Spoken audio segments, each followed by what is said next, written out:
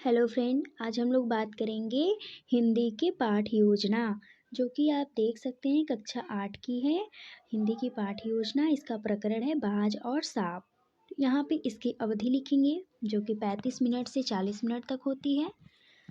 यहाँ पर सामान्य उद्देश्य जो आपको पहले लिखना होगा वैसे ही सारे पाठ योजना में उसी तरीके से यानी रहेंगी। सामान्य तो आपको पूर्वरत लिख देना है।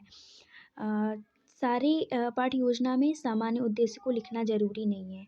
विशिष्ट उद्देश्य को आपको लिखना पड़ेगा सारे पाठ योजना में। आप यहाँ पे देख सकते हैं पूर्व ज्ञान है, उसके बाद आता है प्रस्तावना, यानी जो छात्र अध्यापिका क्रिया या छात्र अध्यापक क्रिया जो होती है, विद्यार्थी क्रिया उस तरीके को करते हैं। ये जिगजैग फॉर्म में होता है। उसके बाद आता है उद्देश्य कथन। उसके बाद शिक्षण अधिगम व्यवस्था, जो कि प्रथम अनुवृत्ति में आपको लिखना होगा। शिक्षण बिंदु लिखना है, छात्र अध्यापिका क्रिया में लिखना है आदर्श वाचन, विद्यार्थी क्रिया और शिक्षण विधि। ठीक है।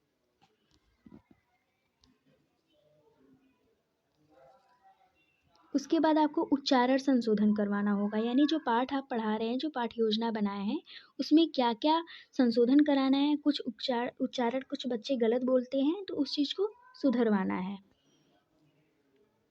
काठिन्य निवारण करना है, यानी जो शब्द बहुत कठिन है उसको कैसे बताया जाए, उसका अर्थ आपको बताना पड़ेगा। युक्तियों का भी यूज करके आप लिख सकते हैं।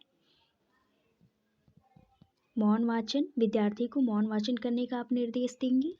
बोध के प्रश्न भी पूछेंगे।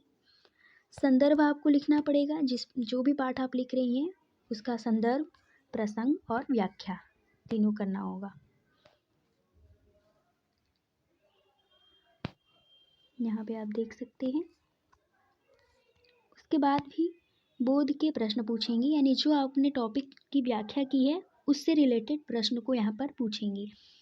क्वेश्चन है कि अंधेरी गुफा में कौन रहता था, तो विद्यार्थी की क्रिया रहेगी सांप। लहरों की गड़गड़ाहट से सांप क्या महसूस किया, खुश और सुरक्षित महसूस किया। ये प्रश्नोत्तर प्रविधि में है। उसके बाद यहाँ पे आपको द्वितीय अनुवृत्ति लिखनी होती है। जिस प्रकार से प्रथम अनुवृत्ति में सारे प्रोसेस किए उसी प्रकार से द्वितीय अनुवृत्ति में भी लिखना होगा। आप देख सकते हैं यहाँ पे भी उच्चारण संशोधन और काठिन्य निवारण को करना होगा।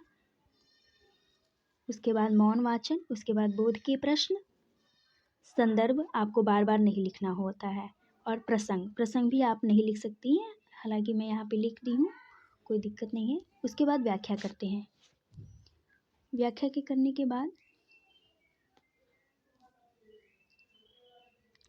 उससे रिलेटेड जो बोध के प्रश्न बनेंगे, आपको 2 प्रश्न ही लिखने होते हैं, ज़्यादा लिखने की आवश्यकता नहीं होती है। बाज की आखिरी इच्छा क्या थी, खुले आसमान में उड़ते हुए मृत्यु को प्राप्त होना, और लेखक इस कहानी में कायर किसे कहता है, सांप को कहता है। इसके बाद आपको सारांशीकरण, जो कि लास्ट में आपको लिखना होगा। अतः आज हमने जो भी आप स्टोरी सुनाई, जो भी कहानी बताई है, उसके बारे में आपको थोड़ा सारांश में देना, यानी समरी लिखना है। ठीक है। सैमपट कार्य आपको लिखना होगा, यानी जो जो आपने ब्लैक बोर्ड पे जो भी कार्य किए हैं उस चीज़ को यहाँ पे लिखना पड़ेगा। उसके बाद पुनरावृत्ति के प्रश्न, जो कि 5 से 6 प्रश्न को लिखना अनिवार्य होता है, 5 या 6, उससे कम नहीं। उसके बाद दत्त कार्य, यानी सबसे लास्ट में जो प्रोजेक्ट वर्क होता है, जो होमवर्क होता है, उसको लिखना पड़ता है। ठीक है दोस्तों, आज हम लोग ने देखा पाठ योजना कक्षा 8 की। इस प्रकार से आप इसको लिख सकते हैं। ठीक है।